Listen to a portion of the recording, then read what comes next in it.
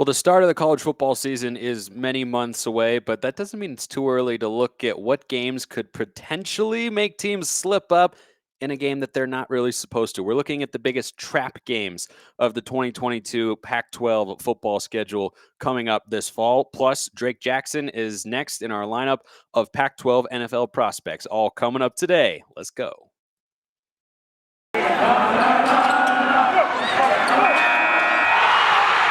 You are Locked On Pac-12, your daily podcast on the Pac-12 Conference. It's the Locked On Podcast Network, your team every day.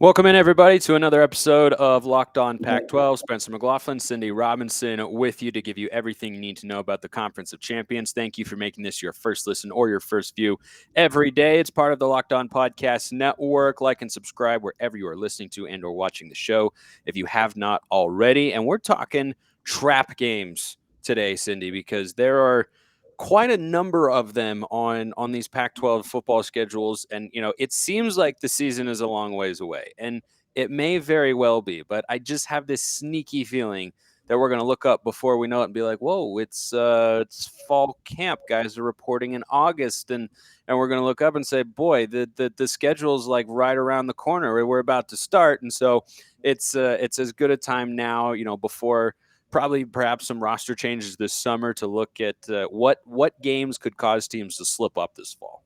Yeah, it's like the best part of football season, the upset. I mean, I thoroughly enjoy a little underdog story every now and then, even if it is against my Pac-12 teams. I get more excited when, you just see those underdogs come out on top. It makes the game a little more interesting. Everybody likes St. Peter's. Who doesn't like St. Peter's? There we go. Who doesn't?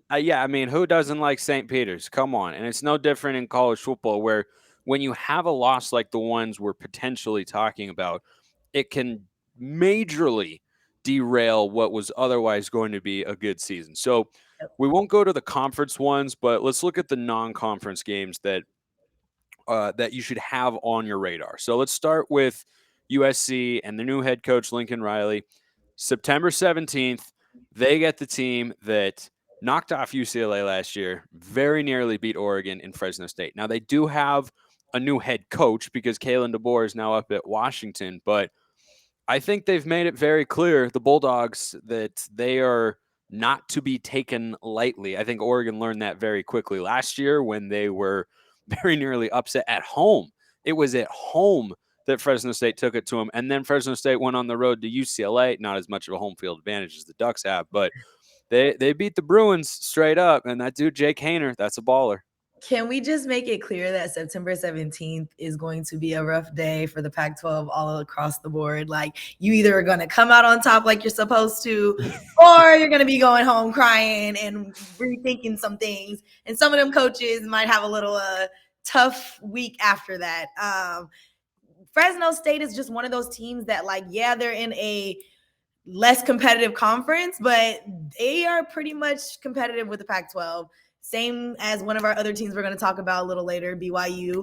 We saw them run crazy through the Pac-12 last season. So Fresno State's just one of those teams you can't take lightly. They always have some talent on the team. That quarterback is making it clear that I don't care if you're the Pac-12, I'm still going to run through you like you're in, just any other old opponent. So that is one thing that I hate about the Pac-12 conference, in a sense of it doesn't really put fear in other lower competitive conferences as they should. Like, we hear SEC, we hear Big 10, we hear Big 12, and there's just a different fear there and that we don't get when you go on up against Pac-12 teams. But the Fresno State versus USC has a lot on the line. It's new coach, Lincoln Riley. At the end of the day, everyone expects USC to be a prominent team. I don't care what's been happening in the past, what happened last season. Every season it's a new one. We're expecting USC to be on top. They still have that name, same as Oregon. And this is just not a game they can lose. It's a game that could possibly happen that they lose, but they need not lose it. Yeah, Jake Haener, I believe he's going to be a fifth-year senior this year for the Bulldogs. And I was actually surprised he didn't go with Kalen DeBoer to Washington because DeBoer is an offensively minded coach. I might have this wrong, but I think he's the play caller as well. And he's obviously the guy who brought Haener to Fresno State. And they had a lot of success together last year. So when that announcement was made, maybe Haener looked at Washington's quarterback room and said, Dylan Morris was a starter last year. And Sam Heward, a big-time recruit, is also in that quarterback room. So maybe he didn't want to try and, risk it. But if you're that tight with the head coach, you'd think you might have the inside track on the starting job. I was very surprised because I heard he was going to, and then he decided to stay with the Bulldogs. I'm not surprised in the sense of, if you think about it, it's your last year. You've done all your years here. You've grinded it out with this team. Why wouldn't you want to finish with that team? I'm really big on loyalty in a sense. To a degree, obviously, do what makes sense for you. But I don't dislike the move. I'm glad that he's decided to stay, finish out strong there. And who knows what kind of legacy he's going to leave at Fresno State, He's already left a great one. I mean, he got everybody's respect last year when he went into the Rose Bowl and knocked off UCLA. That was huge. And I think the final thing we'll touch on here with this game with USC is if that game doesn't go the Trojans' way, there will be one of two reactions writ large from the media, both in LA and nationally. It'll either be Lincoln Riley, is he not the guy we thought? Or what more accurately I think it'll be is this roster is further away than most people realize. And I'm not going, I don't know. I have to see more from USC before I can make a prediction on the game. Like I have to. It'll be the conversation is going to be, we just need to give him more time at the end of the day. I think people are still going to be very hopeful for what Lincoln Riley can do, and they're going to give him a little more grace than they would have wanted to have given Clay Helton and et cetera, et cetera. But there's just high hopes for Lincoln Riley. And yes, we would like to see them earlier rather than later. But if they don't turn around right away, it's just going to be one of those conversations. Well, let's continue to give him time and see. And anybody who's thinking otherwise is kind of just being delusional. At the end of the day, things take time in any aspect. And yes, some people are able to make changes happen right away. But reality is, if it doesn't happen right away, you still got to give someone time to make an actual change. Yeah, it would send some shockwaves through college football, even though I think people would bounce back and be like, no, Lincoln Riley's going to be fine. He just needs time. Yeah. It's definitely going to be that. But the headline, Fresno State beats Lincoln Riley in first year at USC, that would be a rough dagger. start. It's going to be a dagger for sure, but it's going to be one of those he might need to take to the chin and just build your character, right? Like this is one of those, like, I need to have this happen and get it over with. So then now I can move forward and like, I know how to take the criticism. Let's go move forward. It's going to happen eventually. So, hey. Yeah. And if they do end up losing that game, I bet you the guys will be hungry afterward, and they should fill up with Built Bar because they've got 17 grams of protein, 4 grams of sugar, 4 net carbs, 130 calories. I like how I worked that in nice and seamlessly there. You got to stay full. And Built Bar is a great way to do it. They've got a bunch of amazing flavors. Mint brownie's my favorite. They've got others though as well. Peanut butter brownie, coconut almond, white chocolate cookies and cream, raspberry. They've got it all. Puffs are the first ever protein infused marshmallow. They're not really a healthy thing. They are, but they taste even better than that. So go to built.com, use promo code LOCK15 for 15% off your order. That's promo code LOCK15 for 15% off at built.com. Next game that could be a trap in the Pac-12 next year, non-conference. And this is one that I, as the host of Locked On Ducks, am more than a little concerned about. And that is when BYU comes to Autzen Stadium.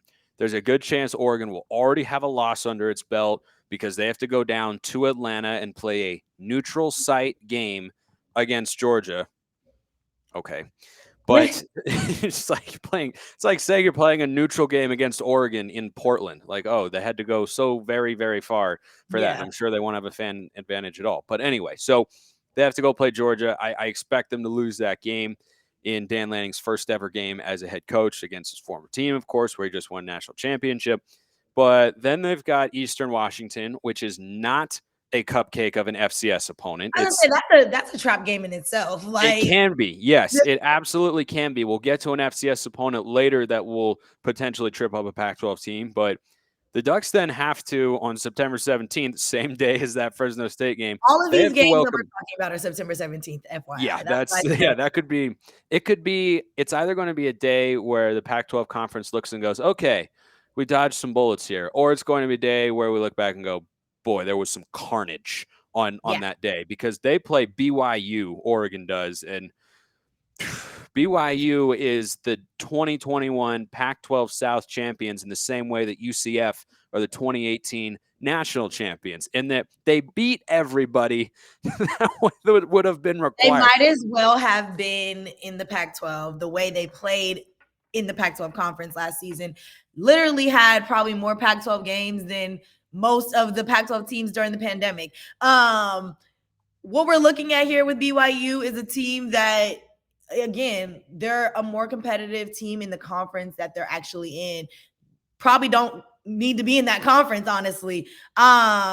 We saw them run through ASU, Utah, Washington State. Was it Washington It was State? literally a pack. It was literally a Pac-12 It was, yeah, schedule, yeah. and they're going to the Big 12 here in the next couple of years because they don't want the Notre Dame reputation of, oh, you're an independent, you need to join a conference. Yeah, like I understand. There's also probably more money involved when you go join a big conference like that, but I think that the Big 12 is gaining a solid team here because literally they ran through the Pac. I don't think they lost to a Pac-12 team last year, if I remember correctly. I think they went like a perfect 5 or 6-0. And every game, it was like expected that the Pac-12 team would take them down, right? Like Utah, the rivalry between Utah and BYU is huge. So good. It's a great rivalry. It's like one of those moments. I mean, it's just as big as USC UCLA in the state of Utah, in the sense of like that means, the world to that state, right? For Utah to take the L, but then go ahead and have the season that they had, they were waiting for another Pac-12 team to take down BYU, and it did not happen. And it kept happening against teams that were literally on the top of their game, in the moment, and they just could not do it. So at this point, BYU's coming up into this game against Oregon very confident, regardless of what Oregon produces, what Oregon has happening in the offseason. They're coming into this confident because of their record against Pac-12 teams. They're strong. BYU is just one of those teams that, like we said, if they were in the Pac-12, they would be the teams we're talking about as top contenders amongst Utah, amongst Oregon. So Oregon definitely can't sleep on this, especially considering like they're in the rebuild year in a sense. They're trying to get in a redemption year, honestly, after the, Utah slaughter. After the way it ended, yeah. Right. So at this point, like it's not a game they would want to lose to start the season in a sense. I know it's not necessarily the smack dab start, but it's still early on in the season and not an L I think they can afford to take. No, and it would certainly not be any loss at home for most college football teams is unacceptable, but for Oregon, that's especially the case. They've lost once at home in the last 4 seasons under Mario Cristobal, and that was a game I don't care to revisit because there were almost broken bones in my hand thanks to the nearest wall. That was not a good day. And so do you get that wrapped up in the games? My goodness. Oh yeah, are you kidding me? I just it was a lot worse when I was like a younger kid. My brother wouldn't watch games with me. But anyhow, we've grown a little bit since then from a maturity perspective. Not a lot, but a little. A little bit. I think another game to keep your eye on here, because I really think Oregon will have to play well in order to beat BYU. They really, really will. But how about Arizona State? They have, again, same day, September 17th. Now, on paper, I don't think this pops off as much as Fresno State and BYU do from a name brand recognition standpoint. But ASU hosts Eastern Michigan on September 17th. Now, I would like to think that playing at home, ASU is going to have a solid home field advantage. Their crowd can get pretty rowdy. And, their football team's been solid the last several years, but not in a great place right now. Lowest ranked recruiting class in the Pac-12, 103rd nationally. All the scandals and yada, yada, yada. Not good vibes down there in Tempe. Well, I don't think that this is ridiculous, Cindy, that if Arizona State loses this game, I don't think Herm Edwards gets to go back to his office. I think they just clean it out for him at that point.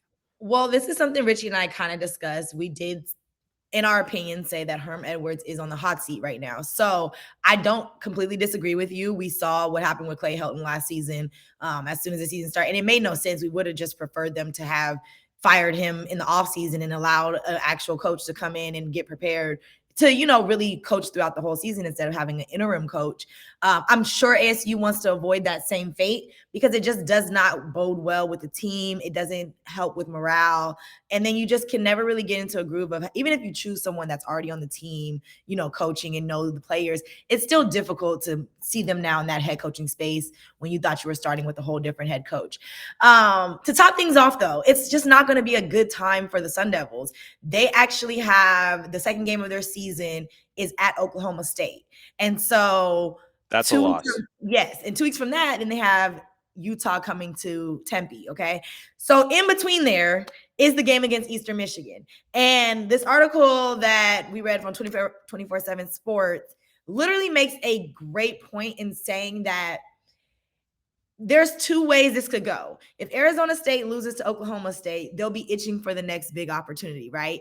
And they may just think that the game against Eastern Michigan will be a breeze, and they'll be already looking towards Utah and not really paying attention to the fact that Eastern Michigan can come in and really just disrupt things as well, right? But then if they beat Oklahoma State, they'll be overly confident, thinking that Eastern Michigan, again, will be a breeze and will overlook them. So I think at this point, this is one of those times where Arizona really needs to hone in and ASU really needs to hone in and take each game as it comes. Each game is a 0-0 record. We're starting from scratch because it doesn't matter who your opponent is.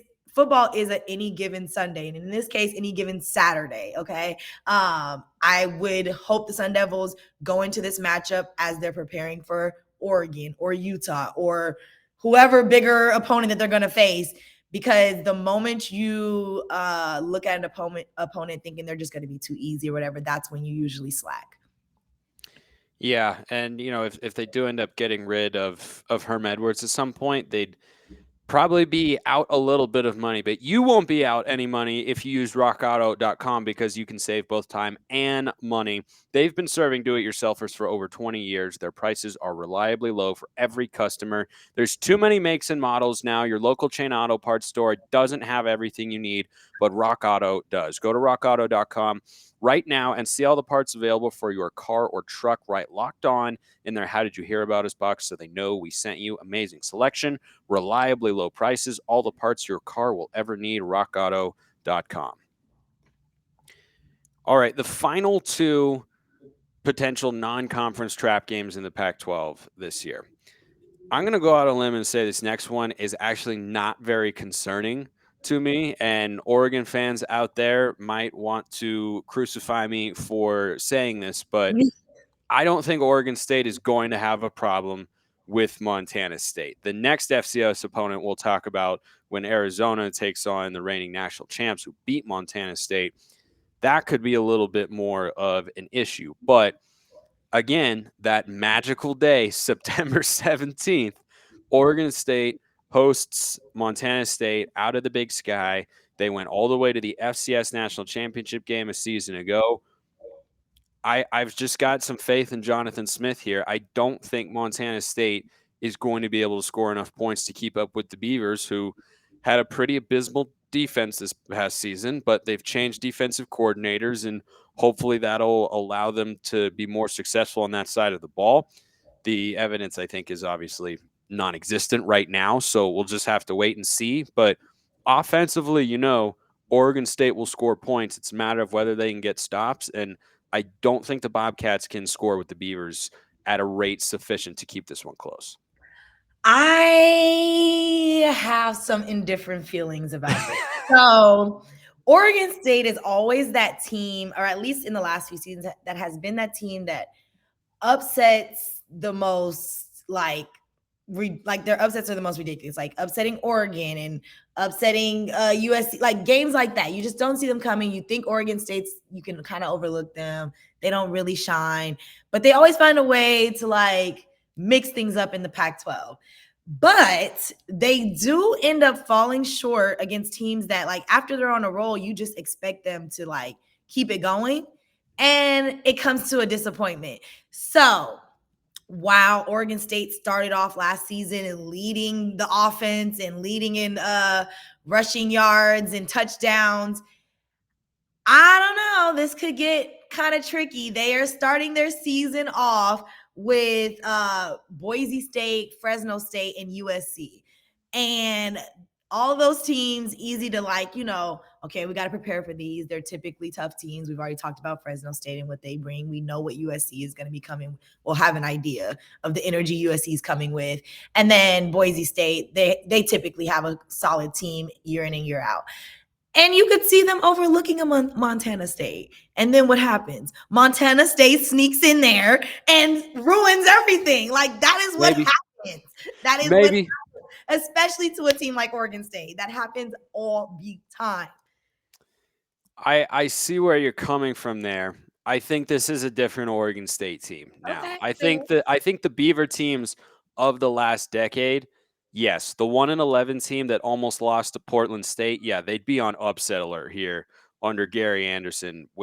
I mean, that to this day is one of the worst college football teams I've ever seen at the Power 5 level. They were abysmally bad in a game that was then called the Civil War at Autzen Stadium. I was there for that game. If Oregon had wanted to, they legitimately could have scored 100 points. I mean, it was, but that was then. This is now. Jonathan Smith knows how to coach. He knows offense. He clearly knows how to coach. The recruiting results, I think they've been okay. They maybe leave some room to be desired. We have to, maybe dive into that here on the pod here as spring football continues. But, Oregon State's never going to be known as a recruiting power, at least not in the near distant future. That's just asking a lot for the team in Corvallis. So I expect them to be all right. But I tell you who I don't expect to be all right. Arizona against the team that beat Montana State, that has won 8 FCS national championships in the last 11 or 12 years. So for all of you, let's expand the playoff to avoid Alabama dominating. I would like you to explain that one to me, please. That's a different conversation. I just thought I'd throw that out there. And again, same day, September 17th. It's like the conference got together and said, you know what? Let's just schedule what could be the most disastrous day as a football conference, and let's make it September 17th. Everybody cool with that? We all good? Okay, let's roll. Arizona. It makes sense.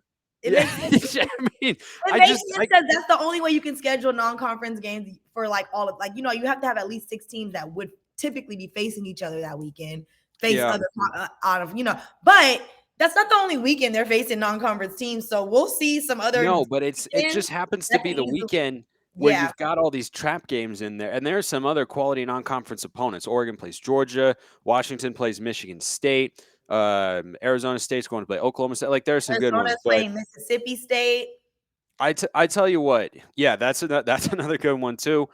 I tell you what. If Arizona comes out, wins this game against North Dakota State, I think it'll be a sign of clear growth from last year. Even if you just look at it, which I know this is a low bar, but when you bottom out like Arizona has, that's just what we're operating with here. When you look at last season, they lose to an FCS team in NAU that was not even a good FCS team. That wasn't an Eastern Washington or a Montana State, a North Dakota State, Sam Houston State. It was not a good FCS team. It was an aggressively mediocre one in NAU. And I call games in that conference, NAU, year in and year out in just about every sport. They're never terrible. They're never great. They're always right smack dab in the middle. So you lost to that team at home. I think that if they win this game, Cindy, it's a sign that Jed Fish is able to translate some off-field success that we've seen in the recruiting trail to an on-field, at least improvement from last year, right? So, yes, that is the main thing, honestly, the improvement, because we've seen the offseason, we've seen the moves they've made, we've taken my quarterback. Anyways,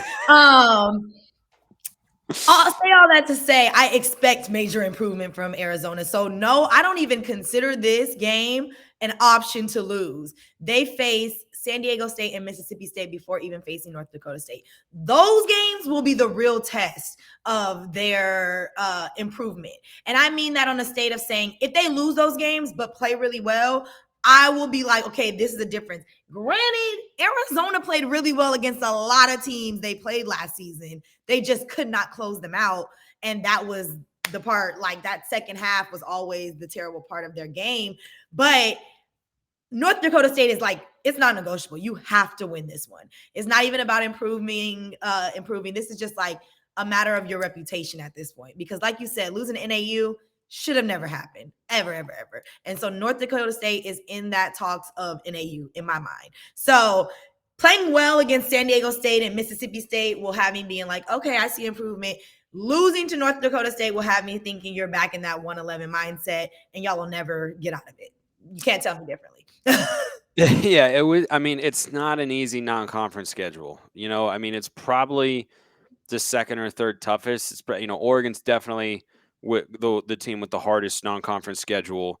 I mean, like by far, Georgia, BYU, and then Eastern Washington as your bye game against an FCS opponent. Like that's really tough. But San Diego State, Mississippi State, they get to go up against our old friend and your team's former head coach, Mike Leach, who is a national treasure. And if you try and convince me otherwise, I will fight any of you in person because that man is a saint for a number of reasons. I've heard some, conflicting stories there from people who have played for him. But I'm not speaking in that sense. But at the podium, no one is better than Mike Leach. It's just fantastic. You ever see the press conference where he's talking about which mascot would win in a fight?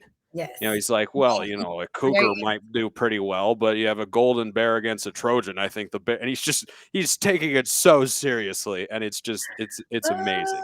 But another guy that you got to take seriously in the Pac-12, or at least for the last couple of years, Drake Jackson, defensive end from USC. We'll wrap up with him today. He's got the size and the frame, like 6'4", 250 pounds or so, to be a starting caliber defensive end in the NFL. I just think he hasn't put it all together yet and might be one of those guys that just has to find the right scheme, the right fit. Like right now he's projecting as sort of a mid-round draft pick, but I think one of the things that might be holding him back is that he played in the Pac-12. And so any sort of production that you show in the Pac-12, because its reputation as a football conference has been really, really weak, you have to be so exceptional, I think, to get a high draft grade. But I think this is a guy who you can line up, kind of inside or outside. I think he's better as a defensive end, but you could slide him between the tackles every now and then. He's not going to drop into coverage a whole lot, but I think he just has the intangibles to be that sort of guy, and his production was there, but he's just not looking like he's going to be a high-round draft pick, but could still be a nice player in the NFL. I think his biggest, ceiling for him and all of that is that he has potential, right? I think that bodes well in the NFL when they're drafting. Potential goes further than – I think potential even goes a little further than you already have what they're looking for. Because, yes, you can come in and start right away, right? But then it's like how much more can they build you up? With potential, there's so much room for growth.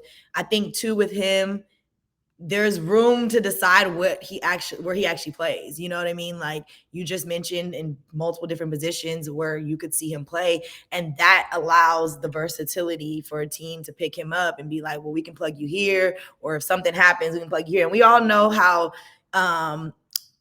injuries happen left and right in the NFL. So the more versatile you are, the important you are to a team, especially coming in as a rookie. He's super athletic, fast, all of that. He has all, like you said, the intangibles for an NFL team. I agree with you though, mid to late rounds, because there's just so many options. I'll go fourth. I bet you he pops up to the fourth round. And I can see that because at the end of the day, yeah, he played in the Pac-12, but he played for USC. So the title of his school, and granted, they sucked, we know, but it's still USC. You know what I mean? And that is one of the teams out of the Pac-12 that's still going to bring scouts out. It's still going to bring people looking. You know what I mean? So it's not Colorado. where they're Yeah. fighting to get some attention. So at the end of the day, I can roll with you. I'll go fourth round, possibly. Fourth round. Yeah. I think that's an appropriate selection. I think it'll depend on scheme. It'll depend on where he is. Right now his draft grade has him as, either a high end backup or kind of a low end starter. And that might be what he ends up becoming in the NFL. But there is something to be said about teams that draft guys because of their physical traits and feel like they can, coach him up and work him into a better player, help him get closer to his ceiling as a football player on the field. And at the end of the day, you should be able to do that, right? Like if you draft a guy and you're thinking to yourself if you're thinking to yourself as a coaching staff, well, he's going to need a long way to go. I don't know if we want to take him. Well, what exactly are you getting paid for? Like we're paying you to, coach the players. So improvement has to be a part of that equation. I think he's got enough production to be that sort of draft pick and, can be a solid player in the NFL with potentially a higher ceiling than something. I don't think his floor is super, super high, but I don't think it's that low either. But I think his ceiling could be a little bit higher than some people think. But that I try not to judge because it doesn't matter where you start. It's all about where you finish. Yeah, exactly. It's not about how you start. It's about how you finish, though sometimes how you start affects how you're going to finish. How you finish. Yeah. We're not we're gonna speak positivity in this. Yeah, exactly. But if you get behind 28-0, well, that's going to affect how you finish. You might finish really well, but you have to do a lot, and then in that case, how you start does in fact matter. But that's it for us today. For Cindy Robinson, Spencer McLaughlin, this is Locked On Pac-12. Thank you for liking and subscribing wherever you're listening to and or watching the show. See you next time, and have a wonderful rest of your day.